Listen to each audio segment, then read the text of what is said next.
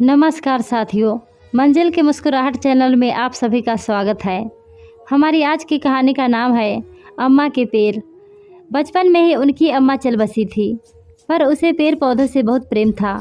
उसने आंगन में तुलसी, सदाबहार, जामुन, नींबू, अमरूद और आम के पेड़ पौधे लगाए थे। जब तक वो जीवित थी, पौधे वृद्धि करते रहे। पौधों के साथ दोनों भाई भी बड़े हो रहे थे। बदकिस्मती उन दोनों भाइयों की ज़्यादा रही कि उन बढ़ते हुए पौधों की एक बरसती हुई रात ने बुखार में तपते हुए उन पौधों और दोनों भाइयों की अम्मा को ठंडा कर दिया। वक्त के बढ़ने के साथ दोनों भाई तो बढ़ रहे थे, पर एक एक करके सारे पौधे ने आत्महत्या कर ली। उन दोनों भाइयों की तरह एक ही मृत्यु से लड़ता हुआ खड़ा रहा, डटा रहा और बढ़ता रहा। वो एकमात्र पौधा था आम का, जो दोनों भाइयों की अपेक्षा में जरा जल्दी से बढ़ा। उस आम के बहुत सी मिंजरे लगती और फिर हजारों की तादाद में आम लगते थे। जो चीज़ें सहज वृद्धि न करके संघर्ष में बढ़ती हैं, वो ज़्यादा मिठास लिए होती हैं। उस आम के फल बहुत मीठे और रसीले होते थे। वे लोग हमेशा आम को आस पड़ोस में भी बांट आते थे। अक्सर उनके बाबा शराब पीने के बाद कहते थे, तुम्हारी अम्मा ने तुम दोनों भाइयों के लिए अपनी अंतिम निशानी के रूप में ये आमिया का पेड़ छोड़ा है। वो हर साल मीठे फल देकर तुम्हें अपनी ममता का मिठास और आशीर्वाद प्रदान करती है। फिर वो अधेर आकाश की ओर मुंह करके कहता, देख रही हो सुंदरी, तेरे हाथ के फल हम तीनों अभागों में कैसे मिठास भर देते हैं। काश तू होती तो कच्चे आम का अचार भी डाल देती। कहकर शराबी बूढ़े की आंखों से पानी बह निकलता था। दोनों भाई भी सिसकने लगते और उनका बाबा उन दोनों को आजू बाजू लिपटा कर सो जाता था। दोनों बच्चे उस आम के पेड़ की बहुत सेवा करते। राम श्याम से कहता, देख भाई, अम्मा मुस्कुरा रही है, इस बार और ज़्यादा आम देगी। मीठे मीठे और रसीले, और दोनों पेड़ से लिपट जाते। एक लंबी से डाली जो कुछ ज़्यादा ही लंबी थी, उस पर वो दोनों सापन में झूला डालकर झूलते थे। समय बदला, दोनों भाइयों की मूंछें निकल आई थी। अब पेड़ में उनकी रुचि तो थी, पर प्रेम और ममता का एहसास कम होता जा रहा था। आदमी वक्त के साथ अपनी संवेदनाओं को खोता चला जाता है। उसका बचपना और सरलता समझदारी में बदलते ही उन्हें मानव से इंसान बना देता है। इंसान को जानवर में बदलते देर नहीं लगती। कुछ सालों बाद बूढ़ा बाप दोनों की शादी करके अपनी जिम्मेदारियों से मुक्त हो गया। भरी जवानी में विधवा हुआ आदमी अकेलेपन का शिकार था। दोनों भाई तो जन्मे ही दुर्भाग्य के साथ थे। दोनों की पत्नियां बदमाश थी और दोनों में एक अजीब सी बदलाव रहती थी। धीरे धीरे ये विरोध बढ़ गया और लड़ाइयाँ अब रसोई से बाहर आंगन तक आ गई थी। कलेश, दर्द और पत्नी से दूसरे जहान में मिलने की बेचैनी ने बूढ़े को समय से पहले ही इस नाश होने वाला दुनिया से मुक्त कर दिया। दोनों बहुए के विरोध ने अब प्रचंडता का रूप धारण कर लिया था और इसकी परिणति घर के बंटवारे के रूप में अंतिम परिणाम को प्राप्त कर गई। दोनों भाइयों ने सोचा, चलो लड़ाई का अंत हुआ। दोनों रात शराब के ठेके पर साथ होते थे, पर भाइयों का सोचना सही साबित नहीं हुआ। लड़ाई का अंत नहीं हुआ था और लड़ाई अब आमने सामने की नहीं रही। अब लड़ाई दोनों घरों में दबे पांव घुस आई थी। लड़ाई की वजह थी वो आम का पेड़। बंटवारे में आम का पेड़ राम के आंगन में रह गया, पर उसकी वो लंबी वाली डाली दीवार के उस पार श्याम के आंगन तक जा रही थी। बस लड़ाई की जड़ न थी, पर डाली थी। श्याम के बच्चों ने उस डाली पर एक झूला डाल रखा था और झूलते रहते थे, जबकि राम के बच्चों को श्याम की बीवी आंगन में भटकने न देती थी।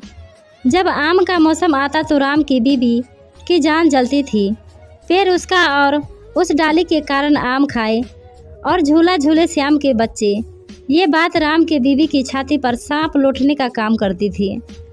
इधर श्याम की बीवी को आम के सीजन के अलावा उस डाल से ये दिक्कत थी कि साल के 8 महीने उस पेड़ के पत्ते झड़कर उसके आंगन में गिरते। उस पर बैठने वाले पक्षी अपने बीट वहाँ करते और तिनके डालते रहते, जिससे उसे आंगन साफ करने में बड़ी दिक्कत थी। बसंत जाने वाला था, आमों पर मिंजरे फूट रही थी।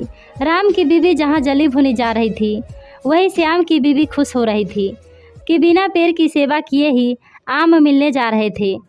उसने अपने बर्तन जिनमें अचार डालने वाली थी, उसको धोकर सुखाने के लिए मुंडेर पर रख दिया। ये देखकर राम की बीवी के कलेजे में आग लग गई। शाम को राम काम से सीधे ठेके पर होते हुए आया। दोनों भाई साथ ही ठेके के लिए जाते थे और साथ ही लौटते थे।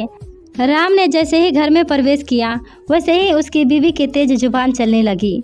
रोटी की थाली न आई, उसने आवाज़ लगाई। बीवी की जुबान में फिर से तेजी आई। उसके बाद वो अपने थैले में कपड़े भर लाई और ज़ोर से थैला पटकते हुए अपना निर्णय सुना दिया। मैं कल बच्चों को लेकर अपने मायके चली जाऊंगी। अगर ये आम की डाली जो उस तरफ जाती है कल कटी नहीं तो, और इसे मेरी 2 पल की धमकी मत समझना। अरे डाली से तुम्हें क्या दिक्कत है? जाने दो। जाने कैसे दूँ? पेड़ हमारा है और हमारे पेड़ की डाली के आम उस तरफ खाए जाते हैं। कह देती हूँ, इसे मेरी महज धमकी ही मत समझ बैठना। अगर डाली न कटी तो मैं मायके तो जाऊंगी ही जाऊंगी, साथ में पेड़ की जड़ों में तेजाब भी डाल कर जाऊंगी, ताकि न रहेगा बाँस न बजेगी बांसुरी। पर कैसे काटूँ उस डाली को? ये पेड़ मेरी अम्मा ने लगाया था। माँ जैसा लगता है ये मुझे। तुम्हारी माँ मर गई वो तभी मर गई जब तुम छोटे थे, और कोई पेड़ किसी का माँ बाप नहीं होता। कहकर वह पिनकते हुए चली गई। राम बिना खाए ही सो गया। सुबह ही कोलाहल से उसकी आंखें खुली। देखा बीबी दोनों बच्चों को पीट पाट के नहा रही थी। उसने पूछा, क्या हो रहा है? मैं अपने मायके जा रही हूँ, मरो यहीं अकेले तुम। ये डाली रहेगी तो मैं नहीं। राम अंदर गया, एक कुल्हाड़ी लाया और लपक कर पेड़ पर चढ़ गया। उसने डाली पर कुल्हाड़ी चलाई। कुल्हाड़ी की आवाज़ सुन श्याम की बीबी दौड़कर बाहर आई। उसने देखा राम उसके आंगन की तरफ वाली डाली को काट रहा है। उसने भागकर श्याम को जगाया। बोली, तुम्हारा भाई आम की हमारी वाली डाली को काट रहा है, रोको उसे। श्याम नींद में ही बोला, पर वो हमारी डाली नहीं है। तुम तो कहते थे माँ जैसा है ये पेड़। श्याम की पत्नी ने तीर छोड़ा जो निशाने पर लगा। श्याम दौड़कर बाहर आया। भाई ये क्या कर रहे हो? ये लड़ाई की आखिरी वजह काट रहा हूँ। पर भाई ये तो अम्मा की निशानी है, इसे मत काटो। अम्मा मर गई है श्याम, मर गई है। अम्मा कहते हुए राम की आंखें भर आई और उसका हाथ कुल्हाड़ी पर और जोर से चला। श्याम भी भीगी आंखों से घर में दाखिल हो गया।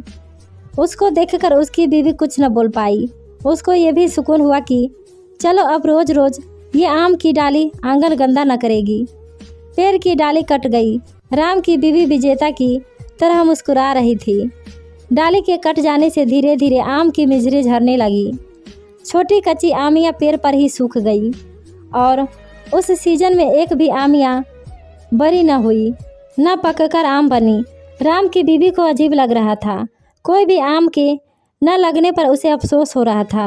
पेड़ पर गुस्सा भी आ रहा था। एक शाम को ठेके पर दोनों भाई साथ बैठे थे। राम भैया, आपने अम्मा के पेड़ को काटा, अब उस पर एक आम भी न लगा। श्याम ने कहा, लगता कैसे पगले, वो मेरी अकेले की अम्मा थोड़ी थी, तेरी भी तो अम्मा थी। जब तू आम ना खा सकता तो अम्मा मुझे कैसे दे देती? दोनों की अम्मा थी ना। या तो दोनों को प्रेम करेगी, फल देगी, या किसी को नहीं।